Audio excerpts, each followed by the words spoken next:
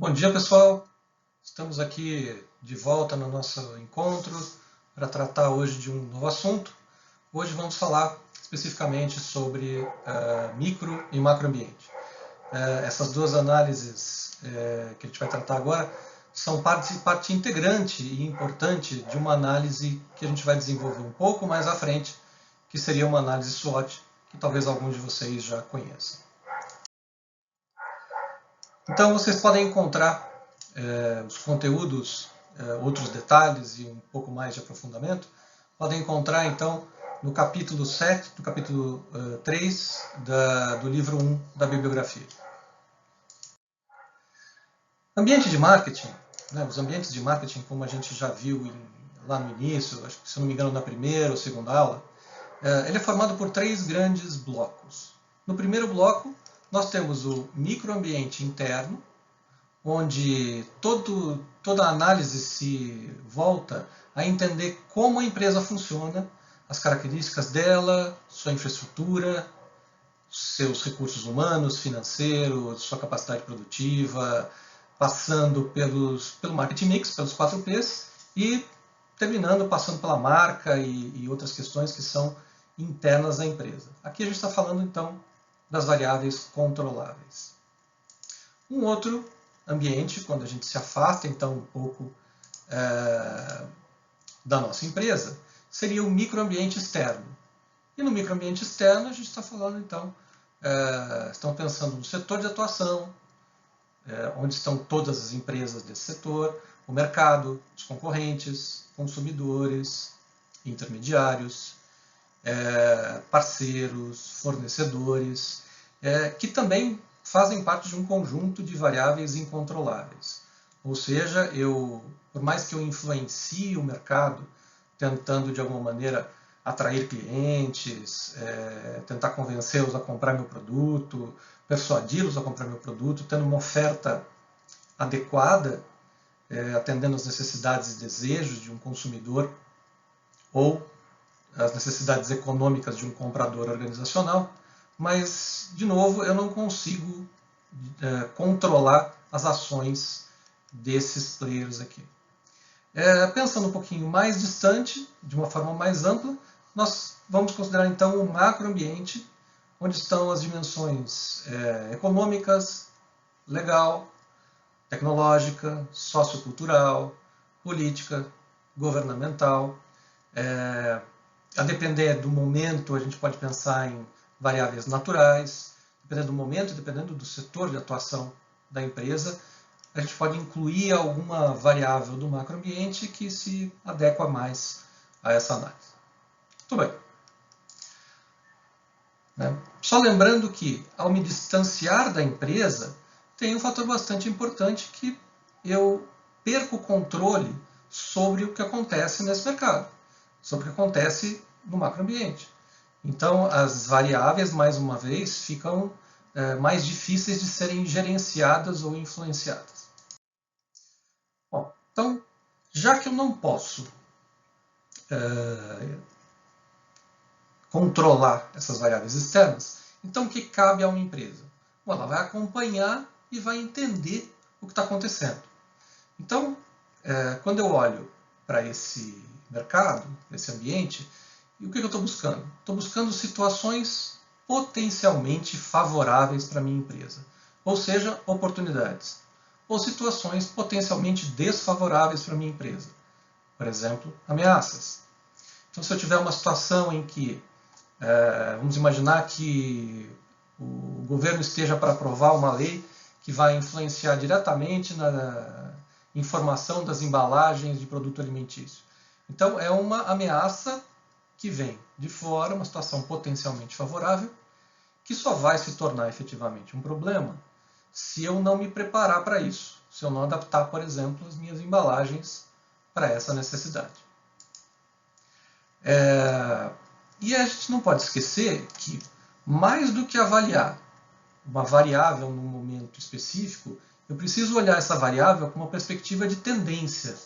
Então, por mais que a gente esteja passando por um momento bastante atípico, em que a gente encontra, por exemplo, a moeda, o real desvalorizado, é importante saber o câmbio hoje, para quem está fazendo uma operação hoje, para quem está pensando em fechar um contrato de importação, exportação, mas muito importante eu entender a tendência para esse câmbio até o final do ano. Então eu vou enxergar o que pode acontecer, por exemplo, se chegar no final do ano com um câmbio de um dólar valendo R$6. Isso é bom, isso é ruim, isso é uma oportunidade ou é uma ameaça? Então a gente tem que entender que isso é muito dinâmico e que o ambiente está em constante mutação. Além disso, é importante enxergar como a empresa vai se adaptar e vai responder a essas variáveis. Então, como ela consegue se organizar para poder ser mais ágil e responder se adaptando à nova realidade desse ambiente. Bom, o primeiro ambiente que a gente vai tratar, então, de novo, o microambiente. Né? Então, eu estou falando de os agentes internos, o que está dentro da minha empresa, e estou pensando nela, mas também estou pensando no microambiente externo, onde estão aqueles que são capazes de influenciar algum resultado na minha empresa junto aos meus clientes. Então, eu penso nos fornecedores, intermediários, mercados de clientes, concorrentes e os públicos interessados. Já no macroambiente, como eu comentei, essas forças afetam também todo o microambiente, seja ele o microambiente interno ou microambiente externo, e estamos falando então de forças demográficas, econômicas, naturais, tecnológicas, políticas e socioculturais. Depois, no decorrer dessa apresentação, vocês vão ver cada uma delas um pouquinho mais detalhadamente. Muito bem. Reforçando aqui em relação às variáveis que eu tenho que prestar atenção, que eu tenho que avaliar na minha empresa, além do que nós dissemos já de recursos humanos, de recursos financeiros, é importante eu pensar, por exemplo, na minha capacidade de inovação, no meu departamento de P&D, no meu departamento financeiro, não posso esquecer da alta administração e das ofertas que eu vou colocar no mercado, certo? Olhando para o microambiente externo, então o que nós vamos buscar?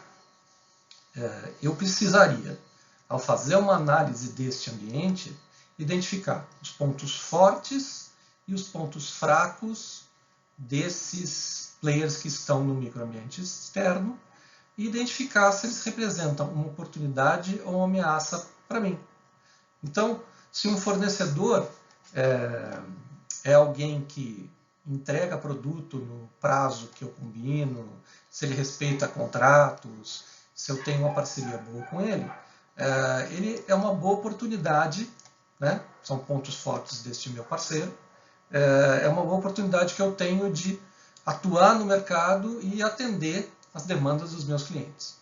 Por outro lado, se ele é um cliente se ele é um fornecedor que não consegue, por exemplo, te ajudar a entregar, nos ajudar a entregar valor para o mercado, então ele é uma ameaça. Ele de alguma forma está prejudicando o meu desempenho no mercado. Em relação aos intermediários, as organizações que vão me ajudar aqui a promover, vender, distribuir produtos aos compradores finais. Então a gente está falando de algumas empresas independentes de quem eu vou me utilizar para facilitar o processo de chegada do produto ou de um serviço à mão de um cliente. Então eu estou pensando nos supermercados, que são intermediários da indústria alimentícia. Eu estou pensando nas agências de viagens, que são intermediárias das companhias aéreas. Eu estou pensando nas corretoras de seguro, que possibilitam distribuir os seguros, comercializar os seguros com o consumidor final, o consumidor ou o cliente organizacional. Então, todos aqueles externos que me ajudam a fazer esse processo de aproximação. Em relação aos concorrentes, eu tenho que pensar que quando eu faço essa análise, em primeiro lugar, eu tenho também que me colocar em perspectiva, quer dizer, até que ponto eu tenho um desempenho bom ou ruim comparado com esse meu concorrente. Então, nós vamos comparar, identificar esses concorrentes e verificar também os pontos fortes e os pontos fracos desses concorrentes, que podem então se tornar, de alguma forma, oportunidades ou ameaças para a minha empresa. Então vamos pensar num exemplo bem específico nesse momento, né? Existe uma demanda altíssima por máscaras descartáveis. Nesse sentido, existem várias empresas que já atuam nesse mercado e todas elas detectaram que existe uma demanda crescente por esse produto. Então a demanda vindo do mercado é uma oportunidade. Agora, se eu, por exemplo, tenho um desempenho limitado em relação à capacidade produtiva, não tenho capacidade de aumentar, não tenho como escalar essa minha produção, ou inclusive investir rapidamente em novos equipamentos para ampliação da fábrica, então eu tenho um ponto fraco. E quando eu olho para o concorrente, se um concorrente, por outro lado, tem capacidade ociosa, ou ele tem a oportunidade de investir e aumentar a sua capacidade para atender a demanda que está crescente, então, nesse caso, este ponto forte do meu concorrente passa a ser uma ameaça para mim. Okay? Bom, falando de públicos em geral, é importante a gente entender o conceito de stakeholders, né? Então, ele é consistido por qualquer grupo que tenha interesse na minha empresa ou que seja afetado pela minha empresa de alguma forma.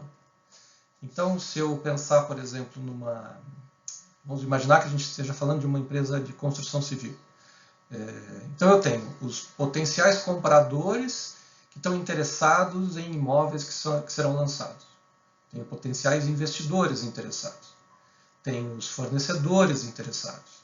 Tenho o governo, em mais diversos níveis, que está interessado nos impostos, ou até no nível específico municipal, pensando, por exemplo, em zeladoria, pensando em quem cuida de um bairro, qual o impacto que traz para aquela região, para aquele bairro, para aquela rua, quando eu faço um empreendimento grande. Então, que tipo de problema eu vou trazer para o trânsito da região, hoje, durante o processo construtivo, e futuramente, quando eu tiver várias pessoas morando no empreendimento, se eu estiver pensando em construir um condomínio, por exemplo, condomínio vertical. Para a gente olhar um pouquinho mais detalhadamente nos modelos, aqui nos modelos não, nas variáveis, né, na caracterização desses stakeholders, a gente pode pensar no governo. O governo é um stakeholder, como eu comentei, nos mais diversos níveis. Os funcionários da empresa, e no nível ainda ligado aos funcionários, eu tenho, por exemplo, sindicatos, tenho ex-funcionários, as mulheres dos funcionários, as minorias, os ativistas, as mulheres que querem trabalhar na empresa e de alguma maneira estão sendo menos valorizadas no setor, que seja. Então, todo esse grupo aqui tem interesse e é influenciado pela estratégia da empresa.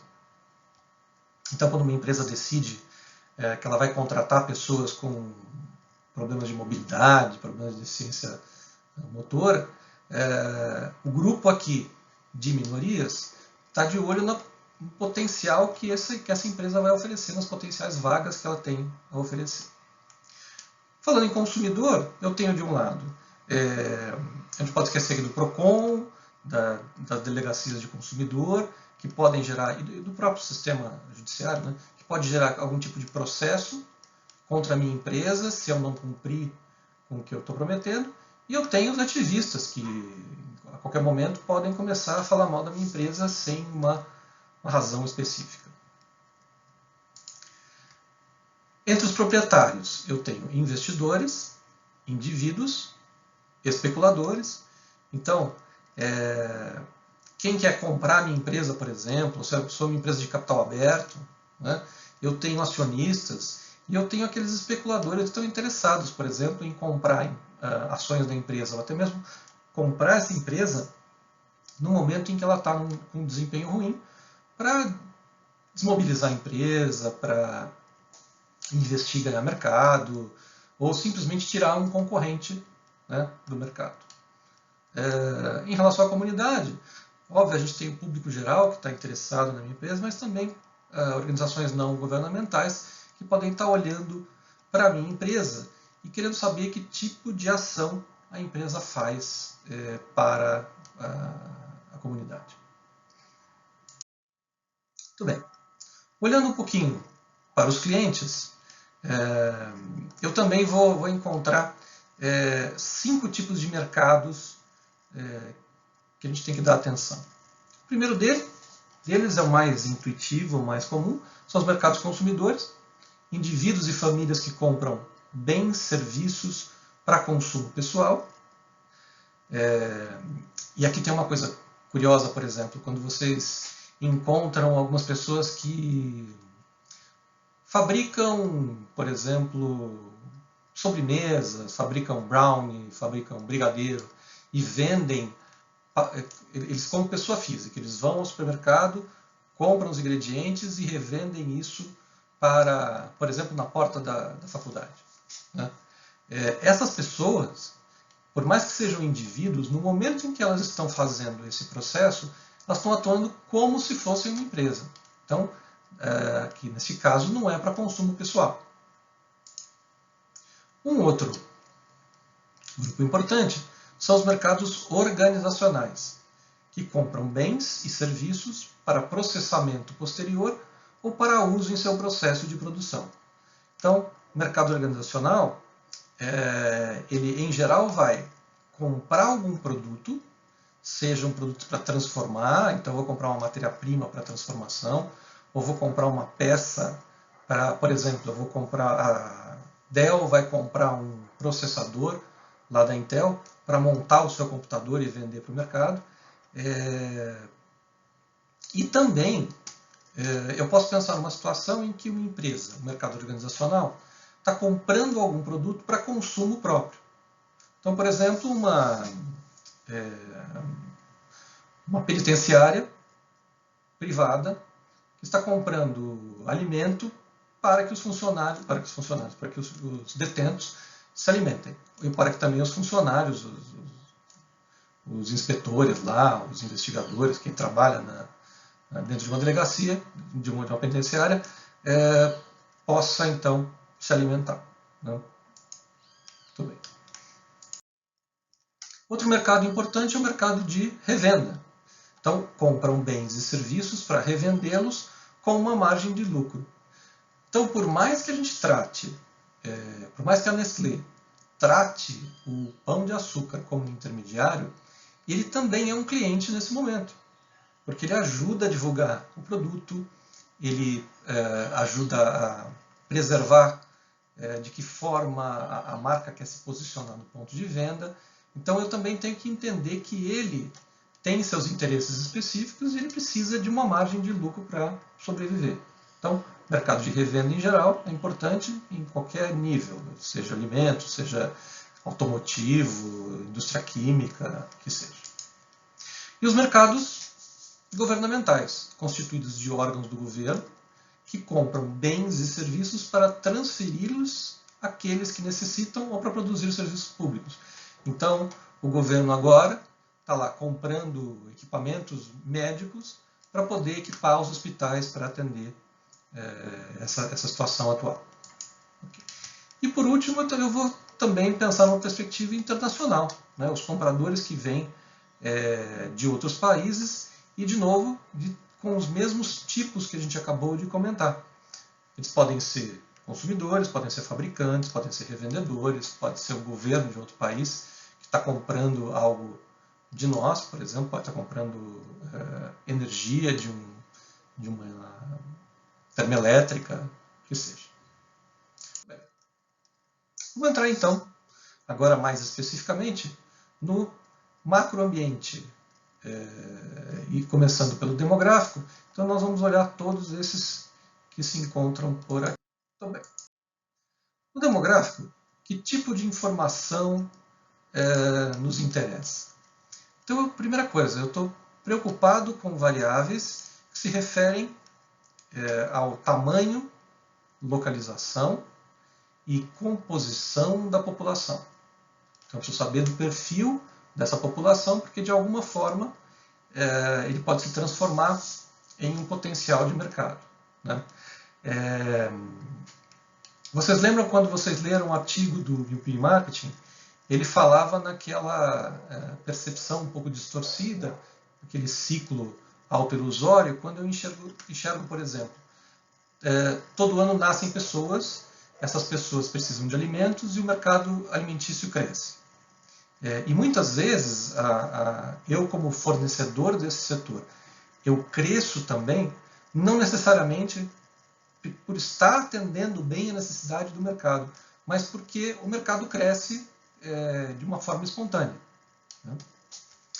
Taxa de crescimento desse mercado, eu preciso saber como é que está variando, se ele está crescendo, se está encolhendo, né? Então, taxa de mortalidade, o quanto está diminuindo. Distribuição etária, eu preciso saber como é que está essa pirâmide etária para poder também desenvolver o meu planejamento. Distribuição por sexo, né? Diversidade étnica, ocupação, grau de instrução, renda, então como eles participam, quantas pessoas estão, por exemplo, fazem parte da classe A, B, C, que seja, religião e padrões familiares. Olhando aqui para a população, vocês podem entrar, inclusive, quando quiserem, neste portal aqui, né, populationpyramid.net. Ele tem um relógio, uma atualização que é real-time, baseado, obviamente, em estatísticas, em que eles pegam a taxa média de crescimento da população e a taxa média de decréscimo. Então, tem todas as curvas lá já definidas, e eles vão atualizando aqui. Então, é possível entrar lá, vocês, por exemplo, ver o movimento de diversos países diferentes. Eu peguei o último aqui, atualizado, Brasil 2019, nós estamos falando em 211 milhões de habitantes, e a gente pode perceber que existe aqui uma concentração numa faixa que vai principalmente dos 15 a 19, né, até a faixa de 35 a 39. Então, como esse mercado está nesse momento, e a gente vai perceber que aos poucos vai aumentando não só a expectativa de vida dessa população, mas também uma concentração em faixas com mais idade, né? Se a gente olhar para essa figura, ela já não é mais uma pirâmide, né? Ela aqui é alguma coisa aqui diferente, um minarete, sei lá. Muito bem.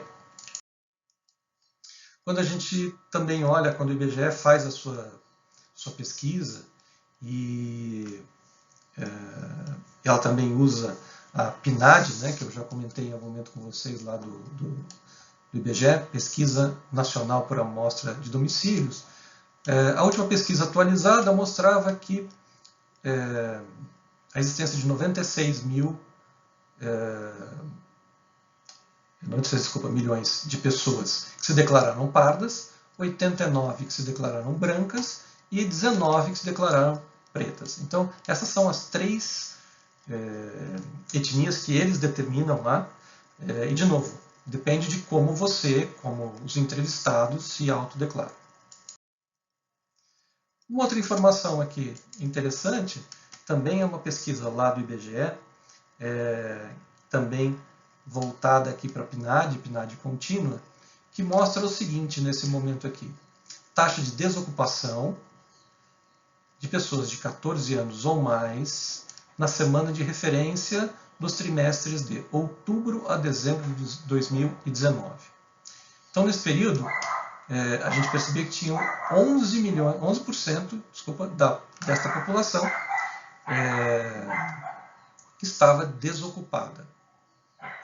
E aí, isso vai se cruzar com uma outra tendência de uma geração mais recente que apelidaram da geração chamada nem-nem. Uma geração que nem estuda e que nem trabalha. Não necessariamente por escolha própria, mas por situação estrutural. O segundo, então, a segunda variável que a gente vai dar um pouquinho de atenção é a variável econômica. Então, esses fatores, do ponto de vista da análise do ambiente de marketing, o que nós estamos preocupados especificamente é o que afeta o poder de compra e o padrão de gastos dos consumidores. Essa é a nossa principal preocupação, porque eu estou olhando para o mercado como um mercado potencial. Então, primeiro, a mudança nos gastos do consumidor. Então, o que ele compra e deixou de comprar. Então, existe um acompanhamento, que agora estará bem distorcido nesse período, gastos com alimento fora do lar, ou os padrões de gastos aqui, mudança dos gastos com entretenimento, ou gastos com educação, transporte. Então, essa tendência que que nós queremos acompanhar. Outra questão é a distribuição de renda. Então, onde está a renda da população? Outros fatores que nós temos que prestar atenção. Então, quais os indicadores econômicos que valeria a pena investigarmos para entender o que está acontecendo? E, de novo, pensando sempre que eu estou buscando tendências em relação a cada uma dessas variáveis. Agora, é importante também entender que, por exemplo, eu vou avaliar de que forma se comporta a evolução do PIB, certo? Se ele está crescendo ou decrescendo, se ele está estável, o que seja. Agora, a depender do tipo de negócio que a gente está falando, por mais que o PIB seja um indicador econômico importante, mas se eu sou vendedor de piscinas infláveis, né, até que ponto o PIB é importante para mim? Ou é mais importante eu saber, por exemplo, de que forma a renda está distribuída, em quais regiões e como é que é o padrão de consumo das famílias que moram nessa região. Né? Então, para mim, é mais importante algo que vai afetar mais rapidamente, mais proximamente o meu setor. De qualquer maneira, evolução do PIB é um fator importante, as taxas de juros também, taxas de juros que em alguns momentos, há uns 3 anos, mais ou menos 3, 4 anos atrás, nós tivemos uma situação em que a indústria automobilística cresceu muito, de novo, não necessariamente por uma melhoria que essa indústria fez, mas não necessariamente por um aumento de poder de compra da população, mas por uma disponibilidade de crédito com uma taxa de juros razoável que permitiu que a população se endividasse. Então, está vendo? A gente está falando aqui de 3 fatores, né? A gente tem juros, disponibilidade de crédito e grau de endividamento, que seriam de interesse de um determinado setor. Grau de endividamento, nesse momento, inclusive, é bastante preocupante, porque isso fez com que setores que acabaram incentivando a venda a prazo, com capital disponível, num segundo momento deixaram de vender, porque os consumidores ainda estavam pagando os empréstimos passados e não conseguiam comprar novos produtos nesse momento. Taxa de ocupação e de desemprego, renda dos trabalhadores e padrão de consumo das famílias. Então, algumas variáveis importantes do ambiente, do macroambiente, mas especificamente relacionado à economia. O próximo fator é o político legal. E no político legal, nós estamos aqui considerando possíveis leis ou possíveis políticas, né, que possam ser implementadas e que de alguma maneira vão afetar o meu desempenho. Né? De novo, situações favoráveis ou desfavoráveis, oportunidades ou ameaças. Então, a legislação, que tipo de lei está sendo discutida, o que vai ser aprovado, se isso é benéfico ou não. Se eu estiver pensando hoje, se eu sou um microempresário e nessa situação de crise que várias empresas estão passando, é importante eu saber se vai ter alguma lei ou alguma política de transferência de recursos para que eu possa sobreviver, para que eu possa, por exemplo, pagar os meus funcionários. Né? Outro ponto, instituições políticas e o papel na sociedade. Então, a gente tem papel de um PROCON, né, que atua protegendo o consumidor, que são órgãos, então, grupos de interesses, existem políticas específicas para defender o consumidor, políticas públicas, então, que tipo de investimento, por exemplo, uma determinada cidade pretende fazer, que pode abrir espaço para uma empresa que é usina de asfalto. Então, a empresa vai construir mais ruas, vai construir mais pontes, vai fazer reparos nas ruas e avenidas da cidade. Então, eu que vendo esse produto, estou interessado em saber se existe alguma oportunidade ou não. Pelo contrário, não vai ter nenhuma política favorável nesse sentido, vamos cortar todos os investimentos. Planos de governo, barreiras protetoras. Então, por exemplo, às vezes são criadas barreiras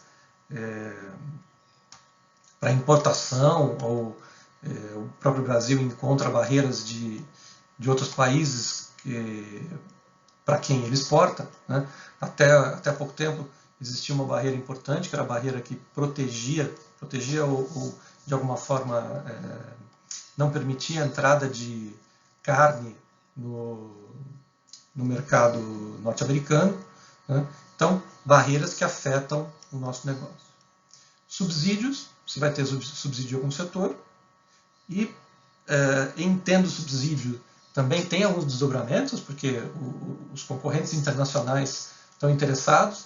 Então, é eterna briga entre a Embraer e a Bombardier, né, dois players importantes que fabricam aeronaves, está justamente nesse ponto aqui, em que uma alega que a outra tem subsídios do governo, consequentemente praticam preços que são muito competitivos, mas que em algum momento poderia ser caracterizado como dumping no mercado. Então, uma discussão que está lá no OMC. Política monetária, política fiscal, programas sociais. Então, os programas sociais também são importantes do ponto de vista de transferência de renda e o que isso pode gerar de consumo.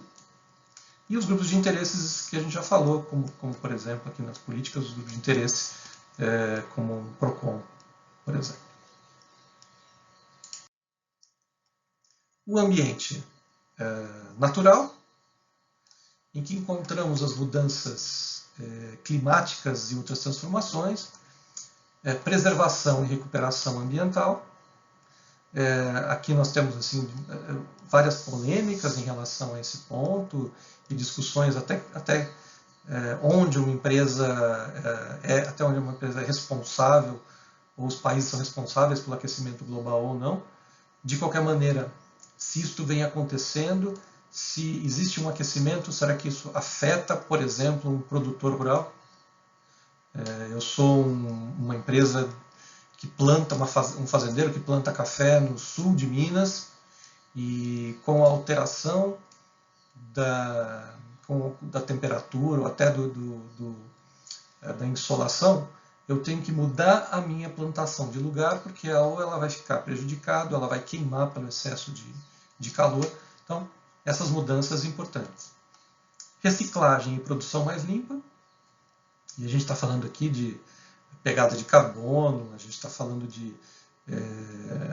da necessidade de empresas se adaptarem a uma logística reversa, mas até que ponto isso aqui é motivado por preocupações que são externas à empresa, né?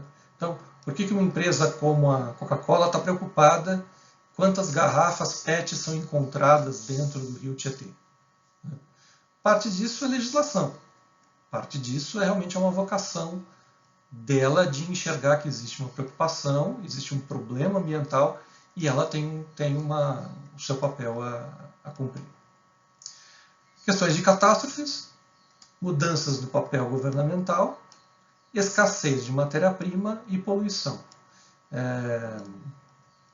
Então aqui a gente vê, por exemplo, uma mudança de caminho quando o governo norte-americano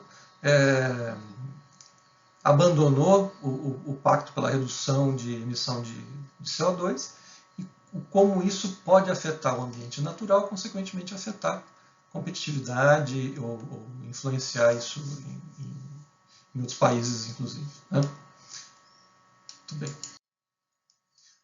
O ambiente tecnológico, então eu vou olhar para o ambiente externo, vou buscar identificar que tipo de tecnologia da informação está disponível. Tecnologia digital, nanotecnologia, biotecnologia, nuclear, sei lá, o que tem de mais de inovador nesse ambiente. E aí vou pensar de que forma eu posso trazer isso para a minha empresa. Então eu enxergo lá uma oportunidade de trabalhar com o setor de energia eólica.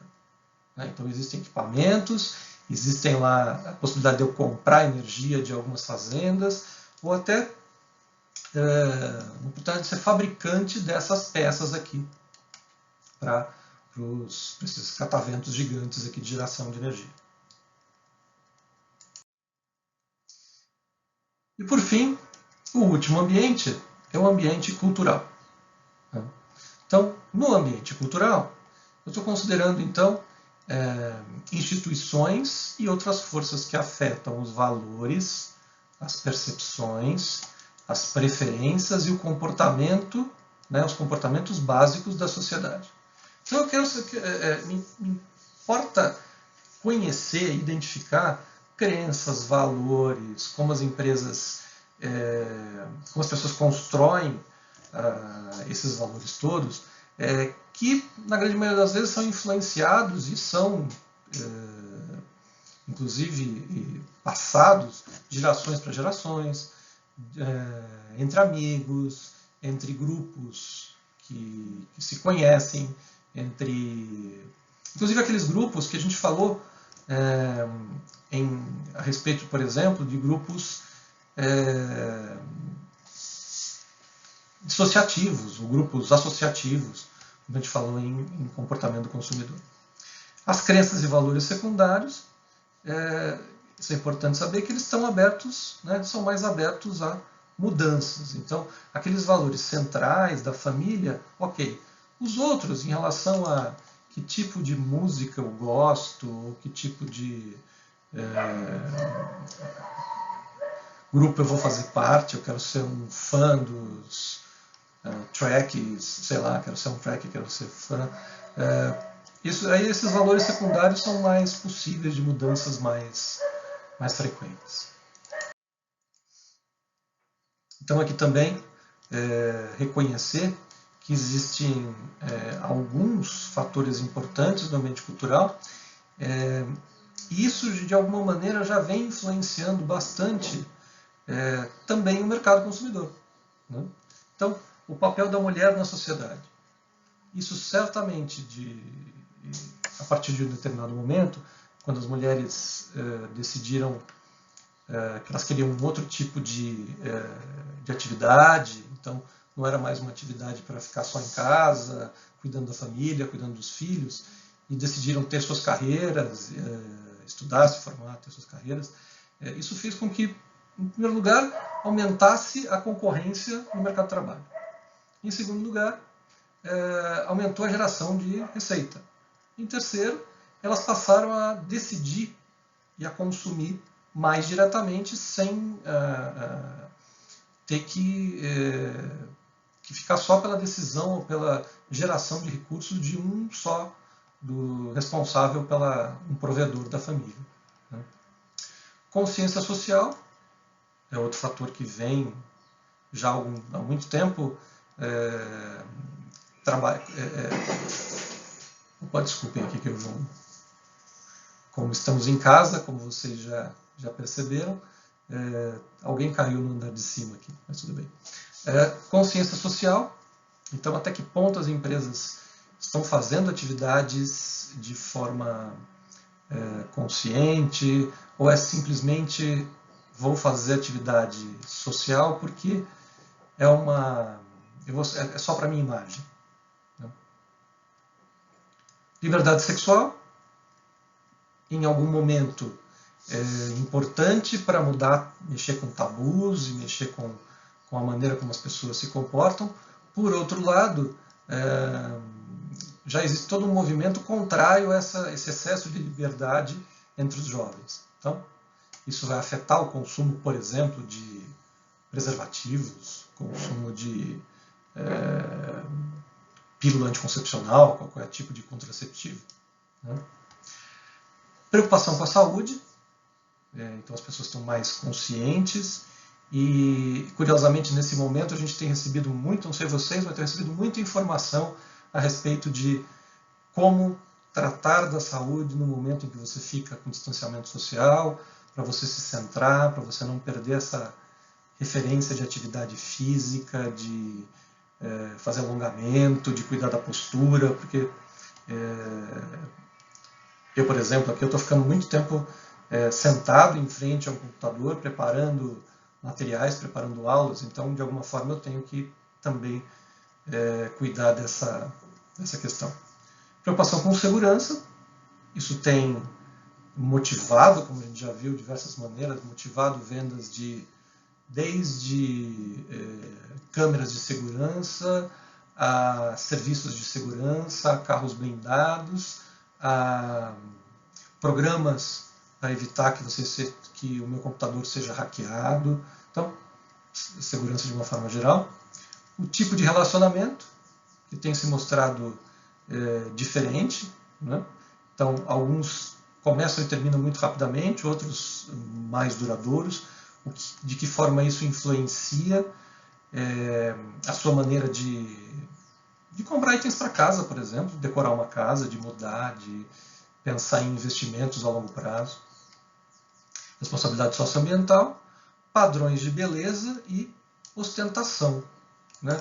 Uma palavra que eu não gosto muito, mas tem andado muito na mídia, até que ponto este fator aqui tem influenciado o consumo e a formação dos valores até de parte da sociedade. Muito bem. Eu só vou mostrar esse slide aqui, vocês estão vendo o link aqui na tela.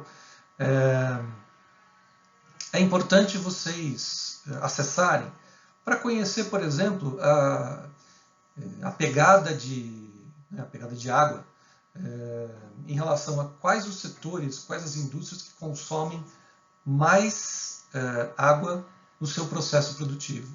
E existem 3 tipos, né, são classificados em 3 tipos de águas diferentes, que vocês podem entrar lá no site e dar uma olhada. Né? Então, waterfootprint.org /en/resources/interactive to product gallery.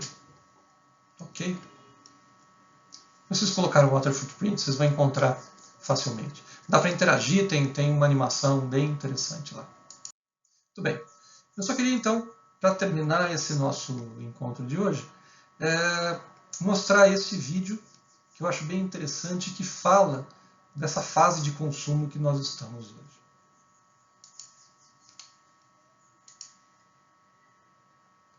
Vamos ver se ele vai conectar. Se ele não está abrindo, eu vou fazer o seguinte.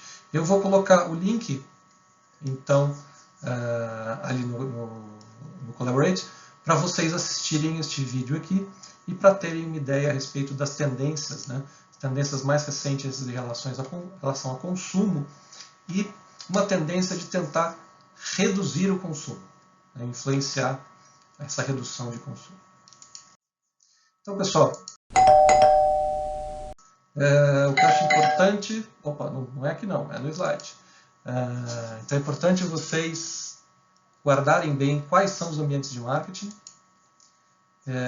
tentar identificar as variáveis de cada ambiente e identificar se essas variáveis, essas tendências das variáveis, comportamento delas no tempo, se elas se classificariam como uma oportunidade, uma ameaça ou os dois, a depender da situação. Tá bom?